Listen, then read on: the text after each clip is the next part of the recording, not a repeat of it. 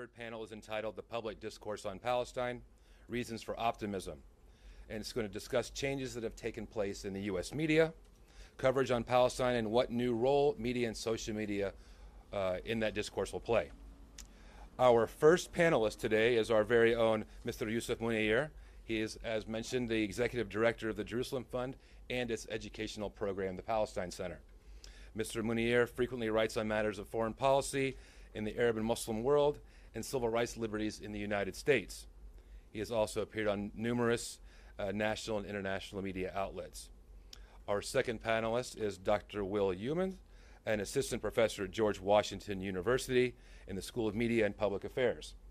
He is currently researching the development of Arab media, as well as the role of transnational media in the U.S.-Arab relations, and has presented at numerous conferences nationally.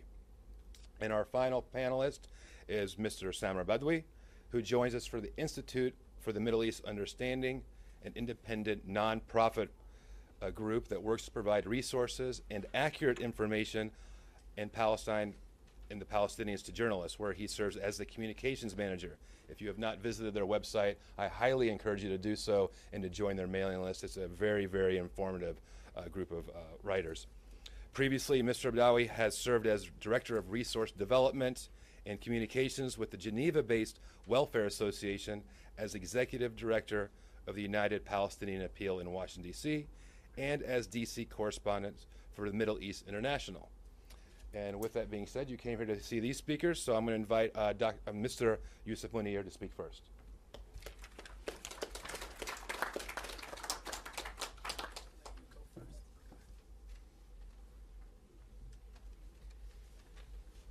Thanks, Omar, and thank you all. We will do our best, like Dr. Ali said, to keep you awake after lunch, and I think we'll do an okay job of that with a change of pace here in our subject matter. And if we could just bring down the lights a little bit so we can... There we go. So I want to talk a little bit. My presentation is going to be on hopes and challenges about a representation of the Palestinian narrative in the media. And the focus here is going to be on social media. And so I want to cover first where I think there's some optimism, and we will talk about the hopes at this point. And so I will talk first about how social media is an outlet for campaigns, and we'll talk about some specific examples of campaigns. Now, some of you in this room may be intimately familiar with social media and the most recent technology used for having intense discussions online and sharing information, whereas others may not. So I want to show you some examples of how social media is used as an outlet for campaigns. I also want to talk about another hope. I think it is an important one, and that's the proliferation of technology and the effect that has on the discourse, shaping and changing it. And finally, we'll talk a little bit about how new representations of reality provided by these first two items translate into changes in the mainstream media by challenging it to adjust to that narrative. And so these are just a couple of the campaigns that I'm going to talk about to give you an idea of what's been done and how they work and how they can be effective through various mediums. The first one is called Love Under Apartheid, then which was a specific project. Then there was a campaign that we're going to talk about specifically focused on hunger strikers, and we will look at one in particular and how that worked. Then I want to tell you a little bit about something that we did here as part of an online Twitter campaign through the Palestine Center to remember the Nakba, which of course is 64 years as of this May, and Sabra and Shatila, the massacres that took place in the camp, which we had the 30th anniversary of this year in September. And so I will tell you a little bit about how we use social media to talk about and commemorate these events.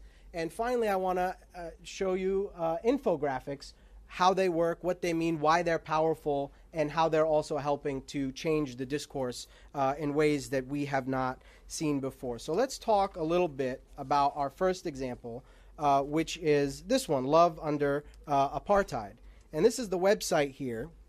And for those of you not familiar with this campaign, this was really an absolutely brilliant idea because it took really, I think, the most elementary and most commonly understood human idea of partnership and love between two individuals, and then explained how those relationships are affected by occupation, by Israeli apartheid policies, by putting individuals in front of cameras to talk about their stories. How does the person who in Gaza who is married to someone in the West Bank deal with the daily struggles of apartheid and occupation policies to have a relationship? How does someone living in the outside of the West Bank and Gaza have to deal with these types of policies? How, for example, in the situation with myself and my wife, someone who happens to be a Palestinian citizen of Israel, whose wife is from the West Bank, how do we experience the different effects of Israeli policies, and how does that impact our relationship? So it's an extremely human idea that is being conveyed here, and anyone can understand it. And so with this campaign that essentially had YouTube videos of people telling their personal stories about what this is like and how it affects them, gathered together on a website. And then on February 14th, which is Valentine's Day, there was an extremely effective campaign on Twitter to get people to go to this website.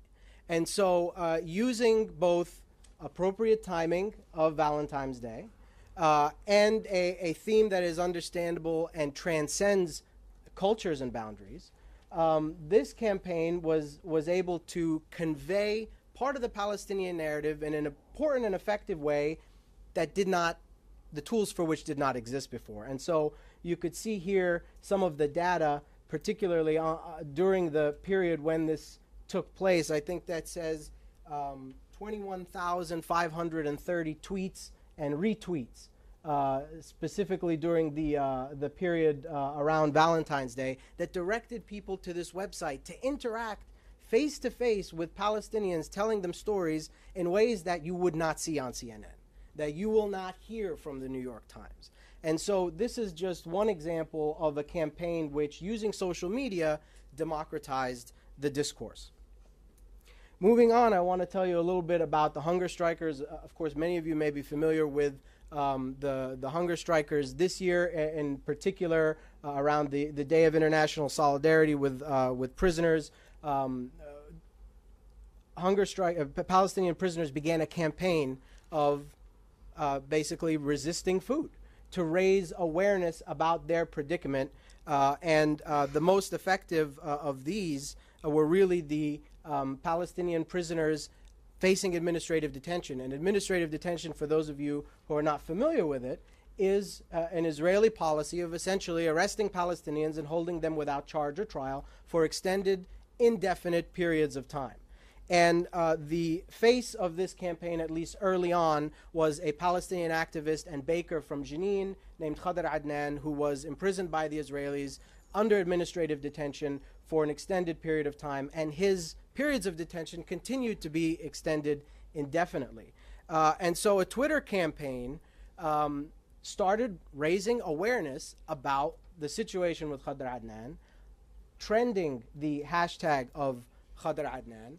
Thousands of tweets and retweets were sent, and every day that progressed, every day that Khadr Adnan denied food, more and more people kept tweeting. More and more people, the hashtags changed. We went from Khadr Adnan 51 days to Khadr Adnan 52 days. More and more people kept checking in to see, is Khadr still alive today? Will the Israelis do anything about Khadr Adnan today? Will people start paying attention to this one particular Palestinian prisoner whose name otherwise we would never have heard had it not been for these kinds of campaigns. And so we saw numerous tweets being sent out.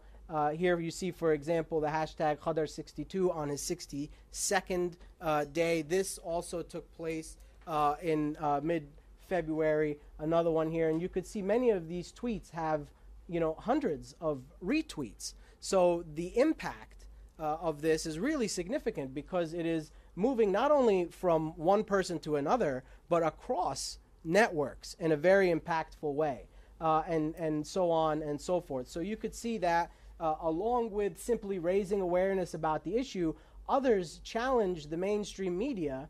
For example, in this tweet, the New York Times, directly tagging the New York Times, which draws this to their attention, published dozens of pieces on Gilad Shalit, which was, of course, the Israeli prisoner in Gaza, but nothing on Qadar Adnan, who's jailed without charges. Will Nick Kristof, who's a columnist, of course, at the New York Times, cover Adnan? This had hundreds of retweets. And if you think the people at the New York Times are not going to notice when their Twitter column starts going off with hundreds of tweets of criticism, that has an important and serious impact. And so you could see here from the statistics on this particular Twitter campaign that right around the Day of Solidarity with Palestinian prisoners, this reached its a significant point, and then a short time later, when the Israelis announced a decision after all of this pressure to eventually release Qadar Adnan, we saw an explosion of tweets, which topped off at 52,129. So there is serious mass mobilization here in a way that, maybe you're not seeing these people all coming together in the public square, but there is a serious, coordinated, and active campaign of mobilization for specific goals, raising awareness about issues that we did not have before. Our particular campaigns, and this is something that I think a lot of people can participate in and do at any time. We decided to use technology in a creative way to try to remember the Nakba and remember Sabra and Shatila. So on the 15th of May of this year, which is the day, of course, when the Nakba is commemorated, we decided to send out a tweet for every single ethnically cleansed Palestinian village, with the name of the village, where it was located for people who are not familiar with where it's located, how many inhabitants, original inhabitants, were depopulated, and using the hashtag Nakba64 for 64 years. And so, village after village, with populations, people started to get a feeling that, the Nakba, which is a word that you hear but don't necessarily understand, was a massive, massive thing that displaced and depopulated hundreds of thousands of people. And these villages started to have names. These villages started to have identities in social media 64 years after the fact in a way that did not exist before. And, obviously these get tweeted and retweeted and so on, and is an effective way of changing the discourse and taking May 15th and reminding people that something serious and tragic happened on this day, and this is what it was. And so we also were able to utilize this tool for commemorating Sabra and Shatila. We sent out tweets on the 18th of September and the 19th of September, around the 30th anniversary, commemorating the individual victims of Sabra and Shatila. For example, we say here the name of the victim, in this case, Farid Surur Muhammad Mir'i, age 6, was massacred in the camps 30 years ago. And so these victims that were just numbers before, on an occasion that was a footnote in history, had names, had identities. People who were not born at the time that Sabra and Shatila took place, never really understood what this was, began in a very direct and personal way seeing and experiencing the massacre. And when you talk about massacres, in history books, massacres are represented more often than not by numbers. But the really effective thing about Twitter is that when you individualize the casualties, in this case, or when you individualize the villages, in the case of the Nakba, what people see in their streams is a virtual graveyard, is a series of headstones, and start to grasp the gravity of what took place in a way that they wouldn't when they just see 2,000 or 400 or numbers that don't mean anything to them, because each tweet represents an individual or represents a village, which is really a scale in that stream of destruction that people could never identify with before. So that's another example of how we were able to use social media in that sense to get the Palestinian narrative about these events out there in ways the mainstream media would not do. Finally, I want to talk a little bit about infographics as a tool, and I think these are super effective.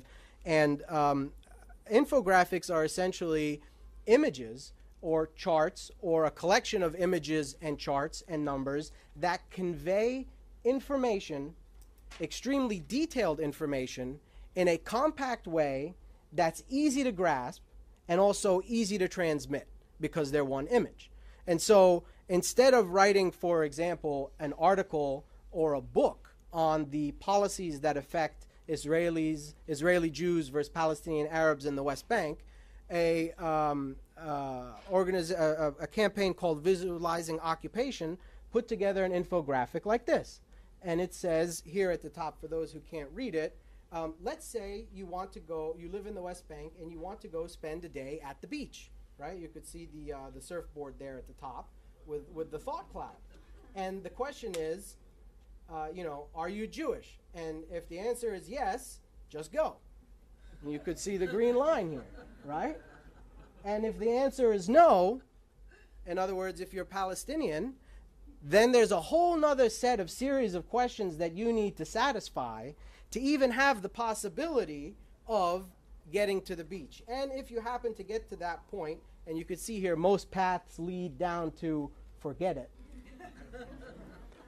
The path here at the bottom that finally says yay says, congratulations, you've been awarded a 24-hour pass to go to the beach. And so in a really simple, condensed, easy to convey way, people can now understand the policies that affect Palestinians without having to go through dense information. And this can be passed around via Twitter, via Facebook, and can be put up on blogs. It can be shared via the mainstream media. Another one that I wanted to show you, it's really difficult to explain to people the apartheid system throughout Israel and Palestine. And we're talking about one system here, make no mistake. While we talk about two states, there really is one state, the state of Israel, that controls everything going on within those borders. And when we talk about the road system, there's hundreds of roads, and it's really complicated to explain to people, well, some roads, some people can go on, then there's bypass roads, and then there's some roads that are closed only for settlers, and then there's some roads that are part-time open to Palestinians. No. This is extremely difficult to do in language. It's extremely simple to do with images and infographics. And so you can see with this particular infographic, which was put together by a group called Visualizing Palestine, the different roads, how they are all really connected as part of one state system at the end. But there are several degrees of separation and segregation, and all of them are explained in color-coded fashion here so that anyone who is unfamiliar with the system can immediately become familiarized with what's going on. So finally, next I want to turn to the proliferation of technology and how this affects the discourse. And I call the proliferation of technology the new Vanunus. And those of you who are familiar with Mordechai Vanunu, of course, he is the Israeli nuclear technician who smuggled a camera into the Israeli nuclear facilities, which were previously unknown, and managed to get these images out and expose that the Israeli narrative, that the Israelis were in fact the David in the David and Goliath dichotomy, was completely turned up on its head, because in fact Israel had in its possession the largest single per capita nuclear arsenal in the world. And so how was he able to do this? Well, in the past, this is what was involved. He took pictures with a camera. He then smuggled it out in his backpack, and over the course of a year made his way to Australia, where he liaised with a British journalist who then flew him back to London 1 year later so that he could have the expose, the famous expose with the Sunday Times of London that revealed that Israel had a secret nuclear arsenal. The new Vanunus have cut down this process to the press of a button. You no longer need the ability of the Israeli state, or any state for that matter, to control the discourse with physical restrictions has crumbled today because of the use of technology. And so the new Vanunus now take a picture and press a button and the picture is online. The occupation and Israeli apartheid is now being live streamed. You are watching the occupation and apartheid in real time. And so what are some examples of this? Well, we had the live streaming of the flotilla, right? I will talk a little bit about that, a little bit about the use of YouTube, and also cell phones and the proliferation of cell phones and the limitations on the cell phone networks inside occupied territory. Many of you remember the flotilla, and what was different about the flotilla is that when the Israeli army boarded this ship in international waters, we saw it happening in real time, which is something that, you know, when you have real-time military action happening live on camera, the mainstream media eats that up because it's controversial, and there is, of course, the potential, and in this case was the reality of casualties, which is highly controversial and draws a lot of attention. So we were watching this unfold before our very eyes. It becomes impossible then for the state actor, who in this case is doing the boarding, right, is committing the violations, to spin the story back in their direction. And the Israelis found it very difficult to play catch up and put out a whole different spin on the situation, which many people did not buy because this technology was there. If you didn't see this, who were you going to hear from? You were going to hear only one side of the story. Now you have a different option available because you get to see it in your own eyes. And the Israeli spin begins to fall apart. Not because the quality of the Israeli spin is any different, but there's finally a different side of the story to show that it's a bunch of nonsense, right? So that is the live streaming, which is now available. Apartheid at a screen near you thanks to YouTube. Many of these images we were never able to see before, but we're able to see today. This is, for example, an Israeli settler crouched down, prepared to shoot at Palestinians on Palestinian territory, of course, in the presence of an Israeli soldier. So the idea that Israeli soldiers are there protecting, you know, Israeli settlers from dangerous Palestinians and whatnot crumbles, and the reality of Israeli settler violence comes to a screen near you. And we see this in so many cases. We see this in a number of different videos. This one, for example, a Palestinian protester who is handcuffed and blindfolded is being lined up to be shot point blank in the foot by an Israeli soldier. All of it caught on camera. Prior to this, it was very easy to say, well, we never heard of this incident, it didn't happen, or we're looking into it, and then just drop it. You can't drop it when you have video because you have real live proof, much of which is recorded and uploaded immediately. So the ability of the state to convey this narrative falls apart. Again, another case where you see an Israeli soldier, this time with a leftist Israeli protester, walking by, pulling his gun out, shooting at the protester on camera. And again, this scene with a Israeli soldier pulling a weapon point blank on a Palestinian in the streets of Hebron. These are images that you could not get in the past. But these are images that are flooding social media on a daily basis. And we only have reason to believe that as technology proliferates into the territories, these images are going to continue coming out. Not because they didn't happen before, but because now we're finally getting a chance to see them.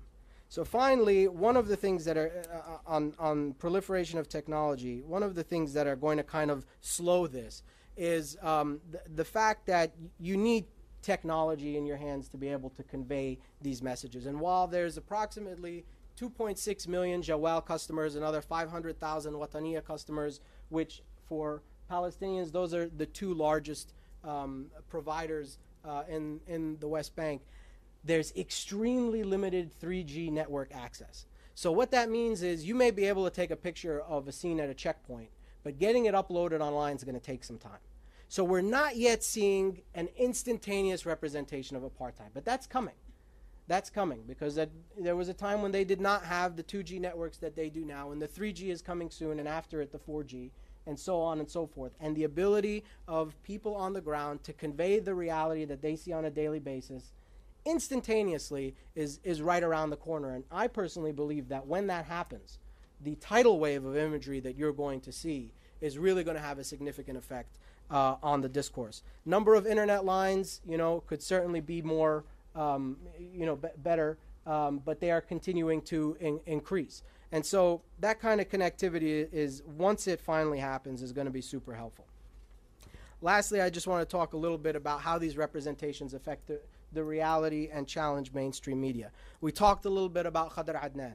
Nobody would have heard about Khadr Adnan had it not been for that online social media campaign. And that's why, for example, the New York Times, which is about as mainstream media as it gets, picked up this story as part of their blogging on this issue, and this story made it to the New York Times. And from that point then further into the mainstream media, because they take cues off of each other. We talked about some of those videos of settler violence, and I pointed that one particular one out to you. That's how it got into a story in the Atlantic Monthly, another very important and influential blog on this issue. And you could see the same imagery that was taken from this video. Had that video not been taken, had that technology not been available, this story would not be written. It's impossible now to deny that these things are happening.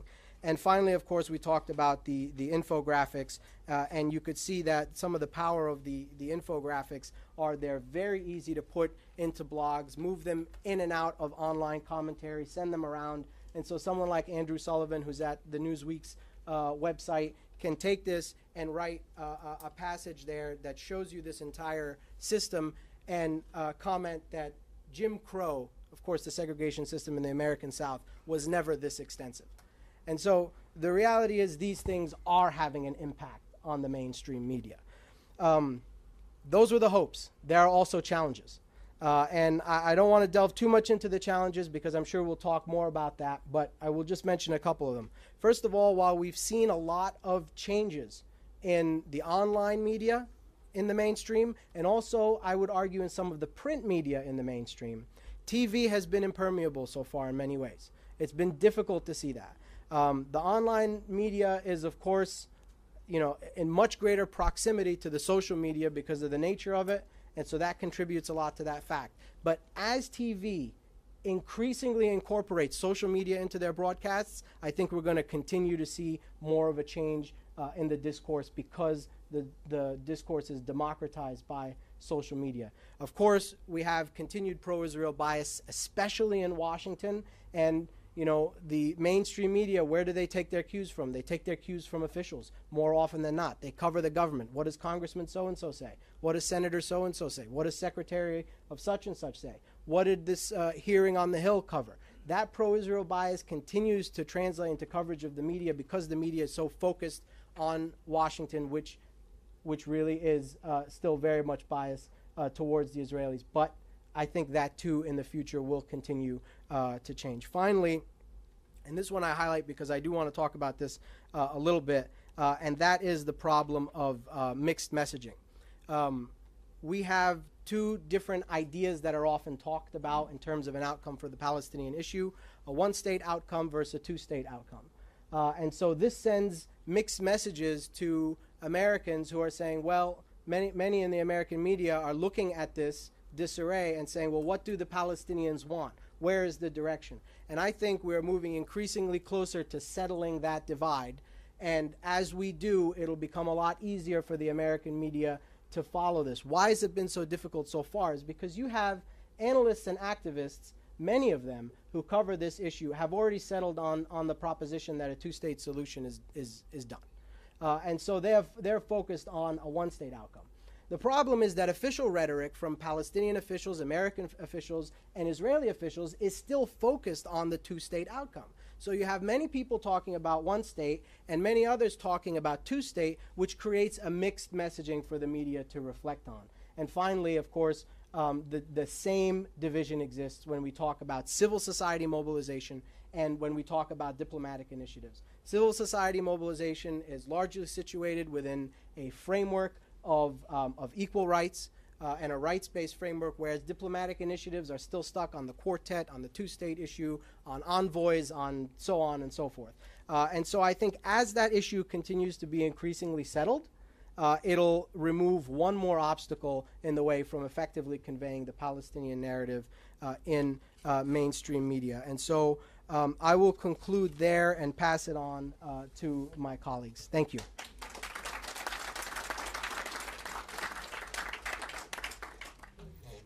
So the panel question asks, is there a reason for optimism? And I follow Yusuf in probably saying yes. And I think, Yusuf, you have a lot of great examples to show that these tools of being engaged in discourse have opened up in a lot of ways so that there's actually a lot more room for agency among Palestinians and solidarity activists and advocates for getting the word out. To basically create kind of self-communication avenues and produce self-media that lets Palestinians define themselves, that lets traditional orthodoxies and thinking about that region be challenged in new and exciting ways. And I thought Yusuf made a really great point about this, as the technologies and the access to cellular phone, like the 3G network, for example, opens up in the West Bank, there'll be more of a tidal wave of images and information, videos, and so on.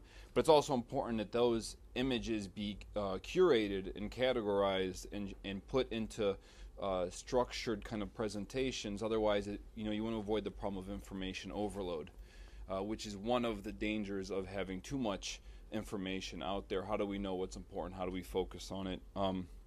So my talk today is actually not about what has been happening, but about what has not been happening in terms of the digital realm.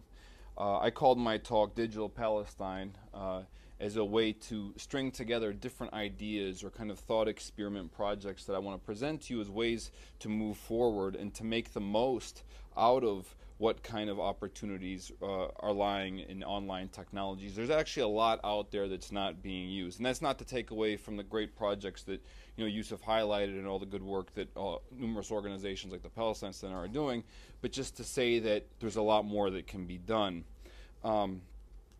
My disclaimer that I do want to say is that when you focus on online technology and you focus on discourse, you risk overlooking the importance of traditional organizing, of real institution building, of the traditional avenues to self-determination and power. I think that these things go hand in hand. So my emphasis on the online and on discourse is not to say those other things don't matter, but really I kind of want to make the point that they have to complement each other, and I'm going to give some practical recommendations about that towards the end. So my talk is really a series of ideas, but to give you some background first, when I'm thinking about Digital Palestine, I'm thinking of it as a shorthand for the strategic representation of Palestinian narratives, events, facts, and historical memory using network technologies. So in a way, a Digital Palestine lets us realize what's denied in practice or in reality, the physical land of Palestine, the homeland. So Digital Palestine is about where the discourse of being Palestinian, of what the experience of being Palestinian are, meets technology and takes advantage of technological affordances. So kind of everything that Yusuf talked about is starting to, these are all kind of spread out all over the place, but can we think of a more organized strategy of Digital Palestine that brings things together? And I think some of my ideas are aimed at that. But why should we be thinking in terms of a Digital Palestine or aiming for that? For one thing, these online technologies let Palestinians have definition against representation by other media. And this representation of self is a form of power. So where there's no army, where there's no military option for Palestinians, the only Palestinian resistance so far is a discursive one, really. And the online realm represents sort of the arena with the most opportunities. Also, Palestinians have shortage of institutions of historical memory, which are important for every, national or self-determination or every liberatory cause. Where are the repositories of memory, of information? Where are the museums, the memorials, the physical plants that capture the Palestinian essence, the Palestinian story, but are still alive and taking on new information? We lack these institutions, and I think that online can be a space for promulgating them. Thirdly, and also importantly, is that online technology offers a very dynamic way to sustain and give new shapes and forms to Palestinian identity.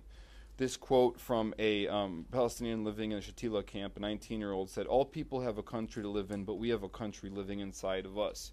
So there's always this disconnect between the identity and the physical space. And actually, when you think about the virtual world, when you think about online technologies, there's also this disconnect between the physical and the identity and the expressions of the identity. And this is a idea that comes from a book by Miriam Aurag, Palestine Online, Transnationalism, the Internet, and the Construction of Identity.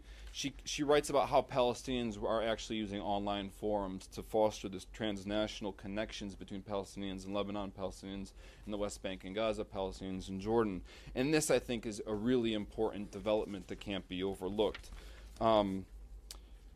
Miriam writes, interestingly, that actually the virtual space, she writes, is always, though, a reminder of the absence of shared territorial place. So even as online world is used to connect people, it's also a reminder of what's absent, and that is Palestine. And digital Palestine, I think, is a way to start to approach that absence. And one way that a digital Palestine can be especially subversive is around the politics of naming. This one big part of discursive power is the power to name things, to call things. This is partially inspired by the famous quote by Moshe Dayan, the Israeli military leader and politician, who said famously, "You don't even know the names of the previous Arab villages, and I don't blame you, because those geography books aren't around anymore." Well, maybe online we can bring them back. Not only the books, the villages aren't around, and so on and so forth. He cites the names, the Arabic names are replaced by the Hebrew names. There isn't any place that was established in an area where there had not at one time been an Arab settlement. So given this erasure of the names that Diane talks about, digital Palestine could be a way to reassert those names, to subvert this erasure that Diane talks about, the erasure that's so central to the formation of the Israeli state. So one idea, my first idea, is idea for taking advantage of what's called augmented reality. How many people have heard of the term augmented reality? So the basic idea of augmented reality is you have a mobile device and it has a camera, and the camera can capture a location that you're at. It also has GPS through smartphones. It can tell you where you are. Putting these things together through an application, you can bring out information about the place that you are at. Information that's not there in the physical world, but is bringing it basically online information. So it taps into this real-world environment, or represents a real-world environment through a screen, and that image is augmented by superimposed computer-generated content. It could be sound, so you can have sound files connected. You can have video, graphics, or text. So looking at this image here, what you see is an example of augmented reality where this person is at a location, putting their camera on a location. They know where they are, and this information about the location comes up. We could just as easily do that with erased villages, so that cell phones, smartphones that are there in the area will be able to pick up where the closest erased village was, and you can put information about it. This can be in the form of a mobile application. And this is very basic. This is very easy to do, but nothing like this exists. And I think this is very powerfully, symbolically for redefining or renaming the place, according to the Palestinian history, So this is, I think, one project that could be done very, very easily that hasn't been done yet, and could have, you'd probably have a situation where the Israeli government tries to block access to this, but think about like the alternative tourism kind of industry that could come around based on this kind of stuff. So, and it's already happening in different areas. Other technology that has been used and applied, but there could be a lot more of, is crisis mapping, which really becomes helpful during crises where there's a shortage of information. How do you get information from natural disaster areas in Haiti and Japan, for example, or during times of election violence in Kenya? This kind of resource became very important. This example is from 2008, 2009, Israeli assault on Gaza, and this is an Al Jazeera English project. It was kind of a test. It wasn't really fully rolled out, and they used a platform called Usahidi, where they basically solicited information about different things that were happening there, so deaths, movement of Israeli ground forces, international aid, airstrikes, so on and so forth, and put the information into a map. So they were getting information from people on the ground and mapping that information to help facilitate the flow of information. Of course, the problem is that if you're in Gaza and at that time you didn't have good access to this information, so it ended up being more helpful to people kind of on the outside. But this doesn't have to be just for breaking moments, this kind of information. I think, as Yusuf points out, once there's better cell phone access for all Palestinians all over in the whole diaspora, you could have more projects like this where information is brought out from the ground and mapped. And Yusuf's paper or report on settler violence, which is available on the website, would be a perfect example of something like this, where you could have settler violence reported on the ground and brought into a map. Kind of my big idea, and the idea that I'm most proud of, but it was probably also the most difficult to implement, it requires lots of money, so get out your checkbooks, is what I call Wiki Palestine, based on the idea, again, of crowdsourcing. And so here's my theory.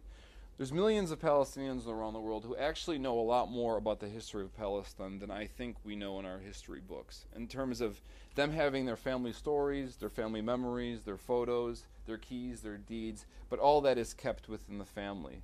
It's isolated. It's not brought out. So we have all this unearthed knowledge, or as Foucault would call it, subjugated knowledge.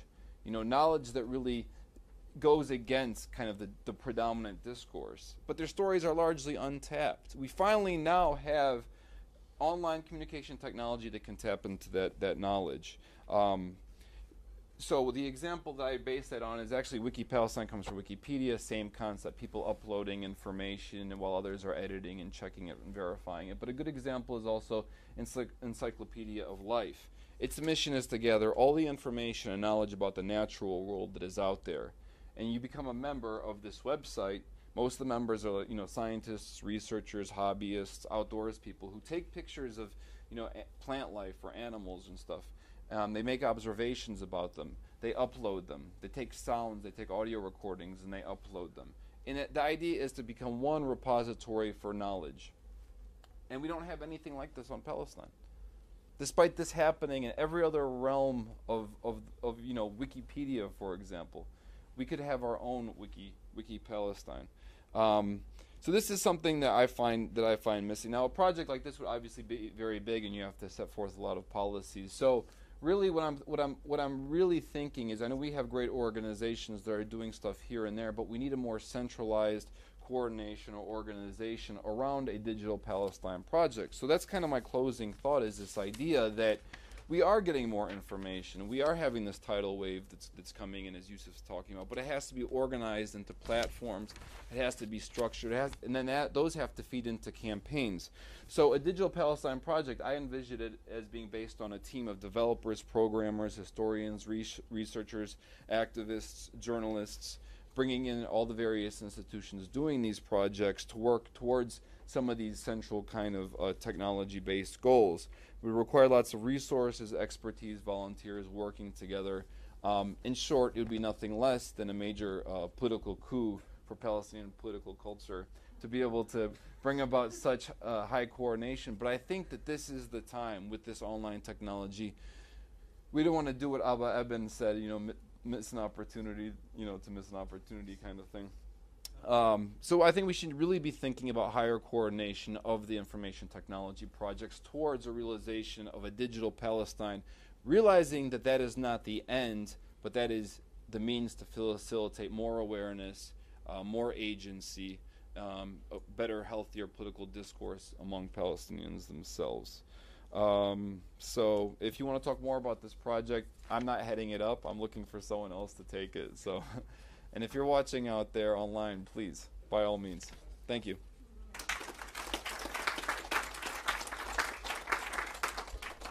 Well, I stand before you with two distinct disadvantages to my name right now. Number one, I followed Yusuf and Will, and they've said pretty much all there is to say about both social media and print media. That's not to say that there isn't more that we can't add. Can you hear me now? Yes? The other is that probably for the first time in my life, I realized that I am the oldest person on the panel, which is I believe I am, pushing 40. And so it probably behooves me to take the script that I have for you today, which exists in this little black book, and set it aside. And it's probably just as well, because as someone who works directly with the media for the Institute for Middle East Understanding, of which you may or may not know much, but I'd be happy to answer questions later. I can tell you that that work is very messy business, and there is no script for it. What it depends on, more than anything else in the world, is the resilience of the people who chose to remain. Nothing matters more.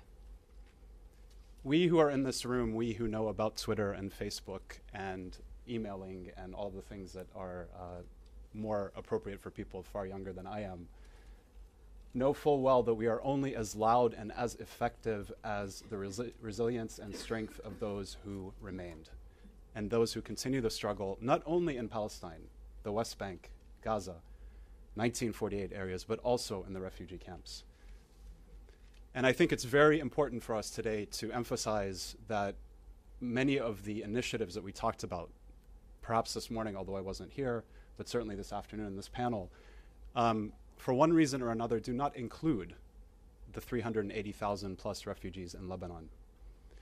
It is absolutely critical that we remember that 3/4 of our people were displaced from their land in 1948, and they have the right to return.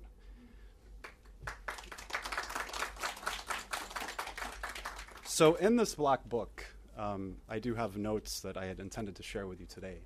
But I have with me something that I carry wherever I go, and I feel that it is perhaps far more important to today's session than anything else. And that is a little black and white photo that I have from Bethlehem, from my mother, who I believe, from looking at the photo, is perhaps 6 years old. And I say that because I recognize her. I recognize her in the face of my own daughter.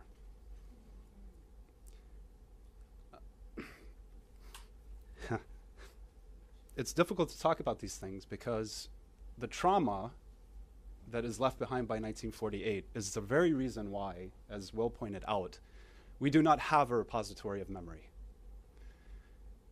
I found this photo in a box that my mother had left behind on her last trip to the United States. And I had never seen it in my life. I only saw it at the age of 39, and I don't know the story behind it. What I do know, however, is that looking at it, I see a young lady, perhaps 6 years old, who has the strength and resilience that we are talking about today, that will ultimately allow us to push the media message forward. I also see in the face of my grandmother, who is sitting right next to her, somewhere in Bethlehem, the ordinariness of being a Palestinian in the Palestine that we all remember, whether it's through our parents or whether it's through direct memory. And what we are after, ladies and gentlemen, let us not forget, is not a certain number of tweets and 140 characters. It is not the sharing of a message across platforms to 100,000 or 250,000 or even 1 million people. We are after the liberation of Palestine. How we get there depends largely on many of the points that Will and Yusuf touched upon during the course of their talk. But I'd like to focus on two and two alone. They are the message and the medium. Now, that may sound simplistic to you at face value, but building on what Yusuf said, we as Palestinians do have a problem today, and that problem is that we are not all on the same page. Certainly, the political manifestation of that is in the divide between Gaza and the West Bank, between Hamas and Fatah. Between student groups at individual Palestinian universities throughout the West Bank, some of whom pledge their allegiance to the PFLP, others of whom pledge it to the DFLP, others of whom consider George Habash their idol, others consider Abu Ammar or Yasser Arafat their idol. What brings all of them together? Is it the idea of two states? Is it the idea of one state? Or is it the photos of their mothers and grandmothers? And I'm here to tell you today that in all my experience dealing with Palestinians throughout the world, and as an aside, I should note to you that as someone who has lived outside in the diaspora his entire life, I do not feel fully at home anywhere. fully at home anywhere. And I think that's probably the experience of many people in this room. We claim the identity. We work for it, we fight for it, but we are not, whether it's in Bethlehem or Washington, D.C. or the refugee camps of Lebanon, fully at home. And that is our burden to bear. But in that role, we serve as messengers and conduits between the Palestinians who exist throughout the world in different forms of resistance and existence. And I'm here to tell you that no matter whom I speak with, no matter where I visit, no matter where I go, no matter which accent they speak in, be it Lebanese, Syrian, or Gazan, or from Bethlehem, the thing that unites us all is precisely what my colleague Will Yeoman spoke about, and that is the memory. What we need today is a more intense focus on reclaiming that memory through the people who continue to resist. Let me be more clear. Khadr Adnan, in 63 days, actually I believe in the end it was more like 67, was it not? In 67 days, did more for the coverage of Palestinian prisoners than 45 years of political propaganda. And the reason for that, ladies and gentlemen, is that propaganda itself is irrelevant anymore. There is no such thing as monochromatic messages in this world and age that we live in. And if you need proof positive of that, think of a man named Sheldon Adelson. $54 million spent on Republican candidates in this recent election, and not one of them won. Not one. Why was that the case? Some will say it was the African American vote. Some will say it's the women's vote. No matter where you fall on that spectrum, politically or in terms of the argument, I venture to say that it was one Republican senator who spoke about rape being God's will, who brought an end to all of those Republicans, and to Mitt Romney himself. And the reason was because of the things that, again, Will and Yusuf spoke about, which is the incredible ability to spread messages far and wide and to democratize the messaging process. And ladies and gentlemen, today, for the first time in my lifetime, and I would bet in the first time in all of your lifetimes, we are actually in the advantage when it comes to the opposition vis-a-vis Palestine. We are, for the first time in our lives, able to do things that the opposition cannot do. And they cannot do it because their messages are monochromatic, because they view us as a monolithic entity, and we are not that. We are my mother's poto. We are the mothers and grandmothers of everyone sitting around us today. So the medium matters, by all means. But the message, here I will differ slightly with my colleague Yusuf on this. I don't believe that the message needs to be unified. I don't believe that we need to have a single platform. I believe what we need is a multiplicity of voices. We need a polychromatic propaganda. A propaganda that views not the image as iconic or the messenger as iconic, but the tweet as iconic, the aggregate of tweets as iconic. When you take 100,000 people and you demonstrate that they are standing in solidarity with Khadr Adnan, you are having the effect that a George Habash might have had 40 years ago, or an Abu Ammar might have had at the UN during his famous speech. Facilitating that, enabling it, emboldening it, comes down not only to the technology, but it comes down to buying into the idea that we can no longer wait for the leadership that we have been missing for decades on end. The liberation will come from people like Khadr Adnan. It will come from Bassem Tamimi. How many people in this room know Bassem Tamimi or of him? Everyone should know. Bassem Tamimi, of course, is a nonviolent protester in the village of Na'lin, whose entire family, in one way or another, has been impacted by his resistance struggle. And he has recently been sentenced to 4 months in jail because he refused to pay the, what's the word again? I'm blanking on the word. The bail that he was required to pay by the Israeli military occupation to get out of jail. he decided to sit in jail so as not to acknowledge the authority of the Israelis over him and his family.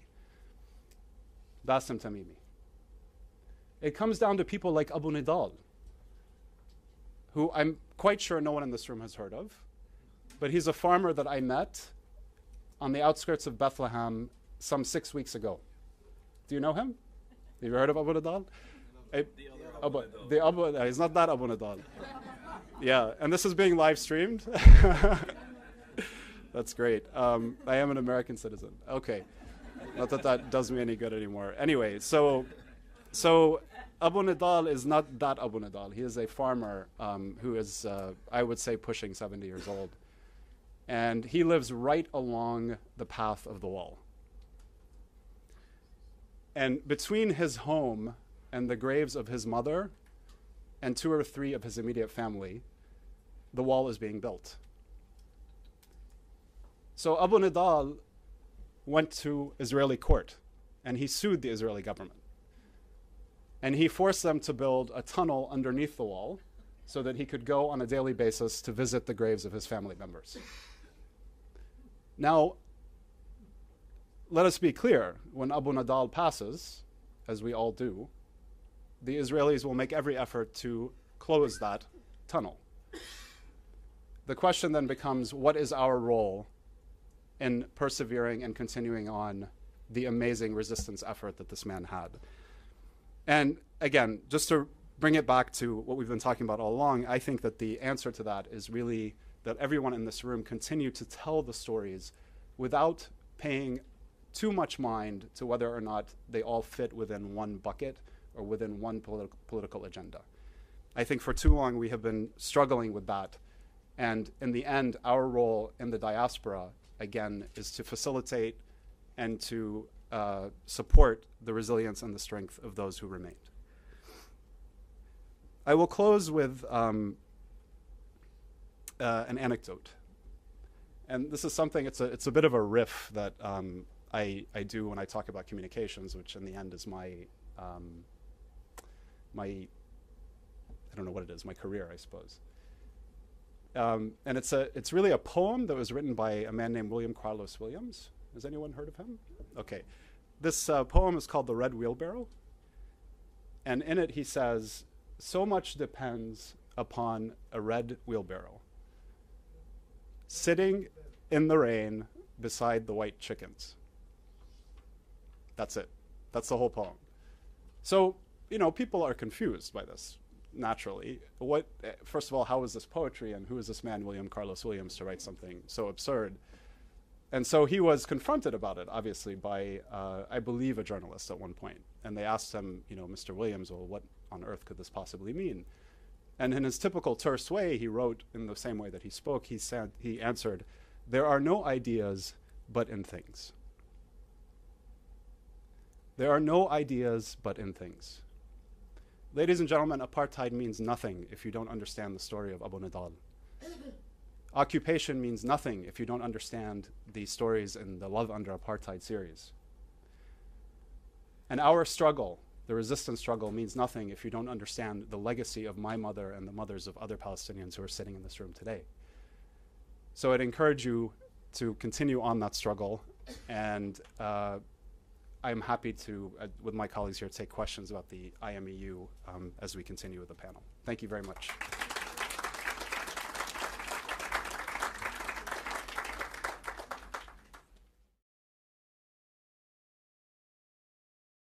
This was very interesting discussion. I missed Yusuf's presentation because I had another important appointment. Well, I want to ask you on the subject of Samir, good to see you, is why nobody's doing anything about Ehud Barak, now that it has been established that he was involved in the murder of Abu Jihad. And he also, as some of us who lived in Lebanon are aware that he was involved in the death of Kemal Nasser and others there. Can't we do something about it on the internet? Will and you can bring this up. Another sub-question, another sub-question is, where can I get a list of some of these websites. How do I go about that? I'd really like to know. Thank you very much.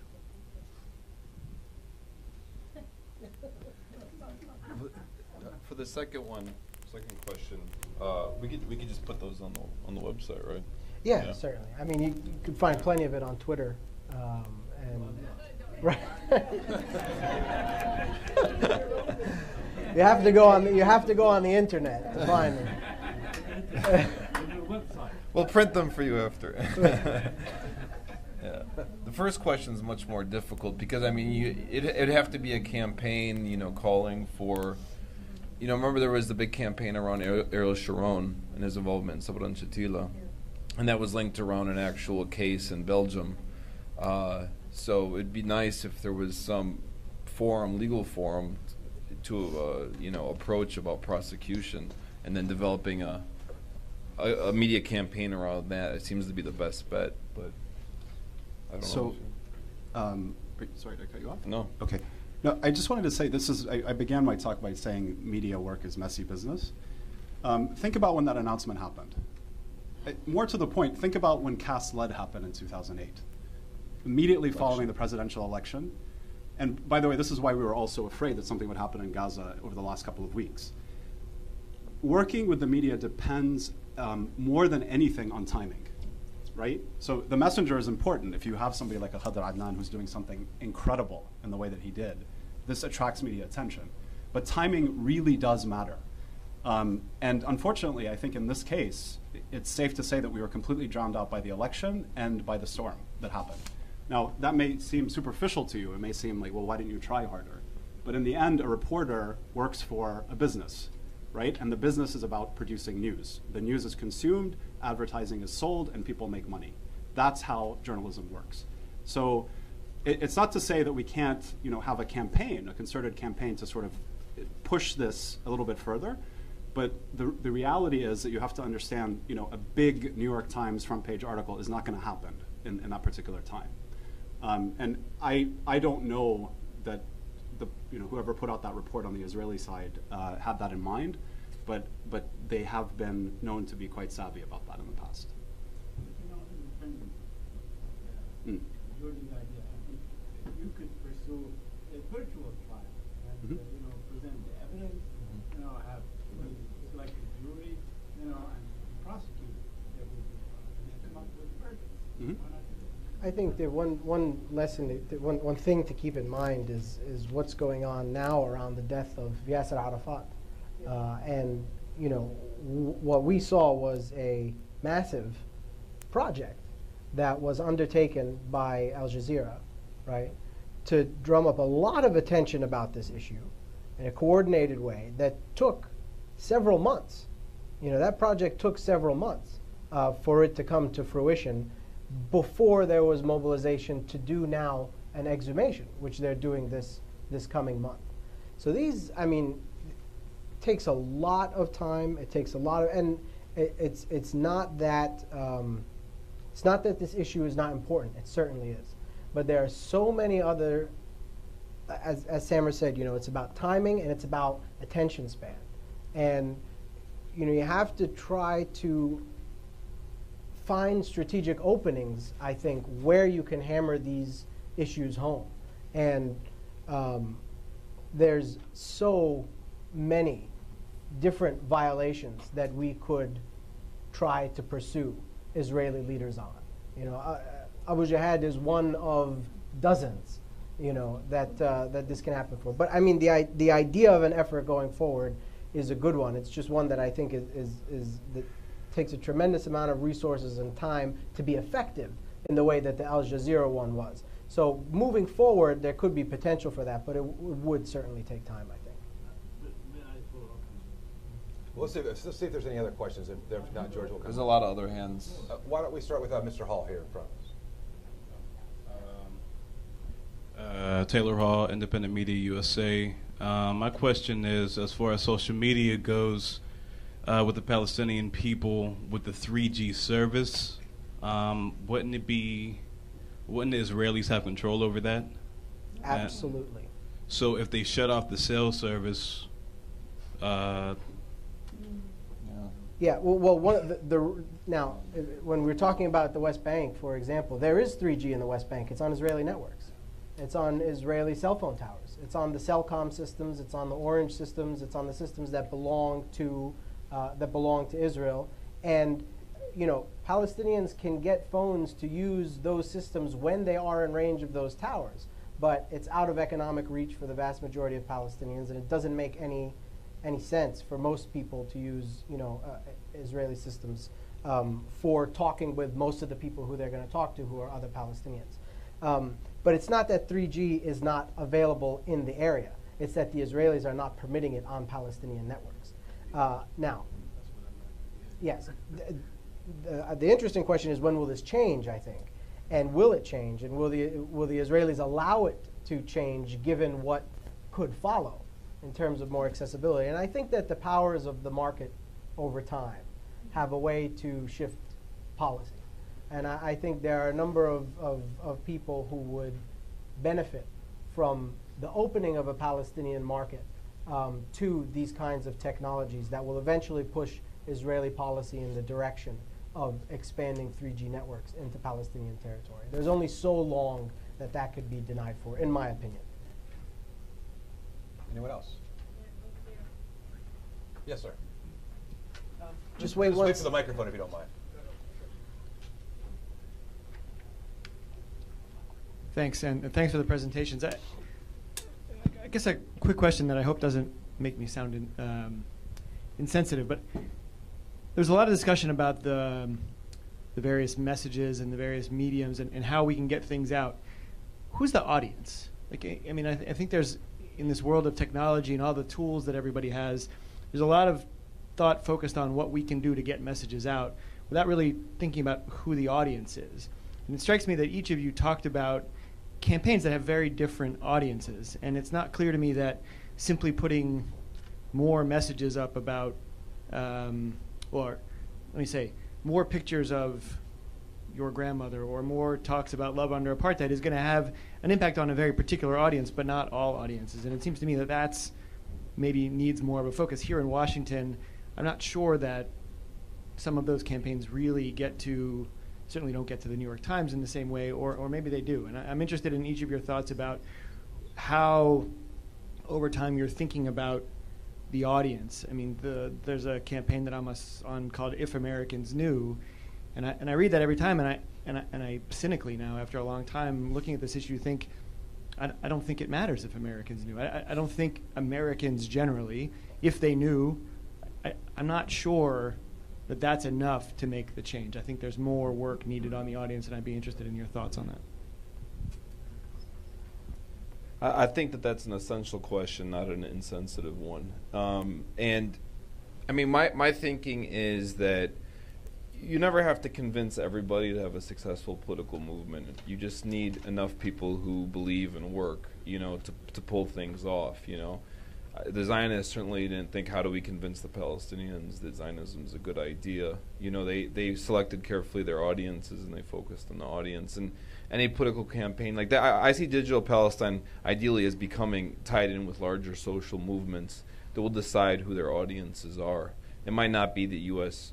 Public opinion is that important on foreign policy questions, so it might not be worthwhile to keep pursuing it. Maybe it's just the D.C. policy community that they want to affect. I mean, that will be dependent on what the goals are of the particular campaign. But I think, yeah, the question of audience and how to reach them is essential. But my thinking is first about Palestinian agency, and so Palestinian communication. You know, the Palestinian audience is really a key audience at this point for me. And to follow up, I think that there's always this attempt by for lack of a better word, like the occupation forces or the people that are striving to oppress people, to impersonalize a conflict. And as Mr. Badawi said, I mean, pictures of your mother, pictures of what was going on with a baker in Jenin and his kids and his children, they tend to strike home even with Americans, I think.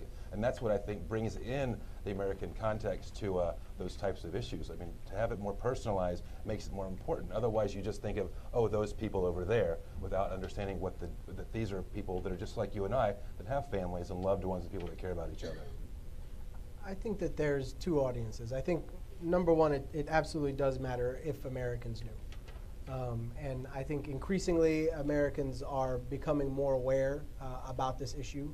And I think that a goal of Palestinian messaging needs to be getting through to the American public.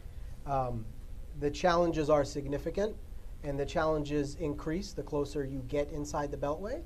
But there is continually progress, I think, in that direction. And I think that some of the efforts of people like Sheldon Adelson that Sabra mentioned, make you realize that a lot of this messaging during this election, particularly on Israel, remember the strategy from the American right on foreign policy was Obama is so right-wing on foreign policy to begin with, the only area that we can attack him from on the right is Israel, so we're going to go and hit him as hard as we can on Israel. Well, that messaging didn't really work, not even with American Jews. So I think that increasingly people are becoming more educated about these issues in a more nuanced way. The other important audience is a Palestinian audience. And I think that, for a lot of these, yes, everyone has their parents and their grandparents and the images and the memories, but a lot of Palestinians also don't know their own history, their own stories, and a lot of that has to do with the occupation and the diaspora and growing up in refugee camps and in isolated areas. But the history of Palestine is lost on a lot of Palestinians, and those stories I think need to be reinforced and reminded to that audience as well. Let's start with Dr. Mustafa, please. Can I add something to the question really quickly? Is that okay? Sure, of course. I just wanted to say that, Brad, I totally agree with you in terms of institutions, right? I think institutions need to have a clear mandate and a specific audience. In terms of communication writ large, I think that the access to information and to knowledge today has been so democratized in the sense that anyone has access to anything, essentially, that it's becoming increasingly difficult to define audience, frankly. That's not to say, as an institution, the Institute for Middle East Understanding has the American public as an audience, but I think in terms of the larger movement, hitting as many different sort of audience groups as possible is unfortunately, and fortunately in some cases, the best way to go. I think the Palestinian cause would not have suffered to the extent that it has had it not been for the Zionist ability to spread this information. And I think what you guys educated us about today is that this media might be the ultimate equalizer. We have to fight that disinformation. And I'm personally hopeful that if the average person, whether here in the States, in Europe, in South America, wherever, knows the true story, that sooner or later they will act the right way. And I thank you for that. I hope that you will carry the message forward with full force. I also want to recognize that we have with us a lady who was behind the Love Under Apartheid, Tanya Kinari. She's right here. Anyone else? The young lady right here with the pink scarf. Hi, I just wanted to first thank you guys for the panel. I think it's great. I think you guys touched on some of the most important issues for Palestine solidarity. Obviously, I'm a lot younger than most of the people here. I'm actually a senior in college. And so I am the member of Students for Justice in Palestine at the University of Virginia. And our biggest problem is finding an organized fashion to advocate for Palestine. Because we have the same issue that it seems all Palestinian solidarity that out of universities have. We don't know the most effective way to advocate for Palestine. And on top of that, we're constrained by money, we're constrained by university policies, and this is a problem that many students that do what we do at UVA face. And so my question for you guys is, what is the most effective way from my student activism group and to advocate for Palestine? And in your opinion, does it make a difference? Because I see differences, but at the same time, I'm graduating in 6 months. And after I leave, I don't feel like there's a coherent way of moving forward. And so I guess my question is, what is the most effective thing that we can be doing right now Or are there other things that I should be focusing on? Because I do plan to continue doing solidarity after I graduate that would be more effective. Do you want to start? Or? Well, I'd prefer to talk to you in person, actually, after the panel, because I have a lot to say, and I don't want to take up too much time. But is that okay?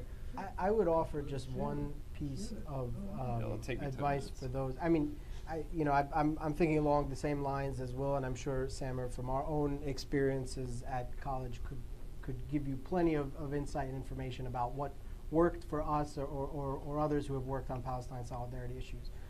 So we can have a robust discussion about this afterwards. But for those listening online, I think I would say one thing that I've always found very effective is there's a lot of issues on the Palestinian question that cross over beyond the Palestinian community and affect other communities on campus and can be identified with by other communities on campus. And so especially when it comes to the issue of resources, coalition building around those issues with Native American groups, with minority groups of all different backgrounds, all kinds of indigenous groups and rights groups and whatnot. You can bring together a lot of resources and a lot of energy to co-sponsor events that can magnify what you're trying to do and stretch out the resources that you have. So, I mean, we could talk plenty afterwards, but that's just one thing that I thought was important to share for those listening because it can really help in the long run. Annie, up front, please. Right here. Annie. Hi, I'd just like to add one thing to that as someone who's been a student organizer for a few years, both as an undergraduate and as a graduate student. This past weekend, actually, in Michigan was the second annual Students for Justice in Palestine conference. I'm not sure if you were able to attend, but I think that has been an increasing resource for students on campuses across the nation. There were almost 300 students there. To actually get together to meet each other face-to-face, organize on a national scale, to teach each other important skills like media work. We actually had someone from the Institute for Middle East Understanding come and talk to us about how to do media work. To share these skills, to teach each other, to build resources, and I think that the student movement is actually growing exponentially. And I do believe, as Yusuf was saying, one of the things that has been getting us this strength has been doing coalition building, working with other student organizations on campus, building with the Black student organizations, the indigenous organizations, the immigrant rights groups, and I think building these campaigns and connecting with other groups, that in a large way is our audience. And I think it's important to recognize these struggles that are happening on campus and know that the resources are increasing for students nationally. Hani, the gentleman behind you, and that'll be our last question for this panel. Sorry, can I add something real quick to what please, Tanya said? Sabra, sorry. What's your name, by the way? Yeah? Seema. Seema, Tanya's absolutely right. We were involved in the SJP conference in Michigan, and there's a very useful resource, a media handbook that's out there, and I'd be happy to send you a link to it so we can talk after. I meant to go to the conference, but resources came straight to me. Sure. Yeah. Thank you so much to the panelists. My name is Oscar Ordenes. I'm with the Fellowship of Reconciliation and other organizations. I have a question for Mr. Badawi. If you have done some work regarding the media, the traditional mainstream media outside the United States, in the international arena, what have you found out? Any evolution? That's a very interesting question. The mandate of the Institute for Middle East Understanding is really the U.S. media. But what's interesting about your question is that we found increasingly that, for example, Al Jazeera English. I'm not sure if any of you saw 2 days ago, there was a remarkable opinion piece that was written by a young lady who was stopped at Tel Aviv airport on the way out to see her dying father. Unfortunately, I'm blanking on her name, but this was a piece, sorry? Esma Jaber. Okay, thank you. But Esma's piece may or may not have been published in the New York Times or in the Washington Post or in the Chicago Tribune. It's not for lack of trying, I can guarantee you that. But getting it, on a website like Al Jazeera English can earn it traction online, and then, it's sent out to lists, and journalists pick up on it, and they may be interested in interviewing her, for example, if they happen to be from the U.S. side of things.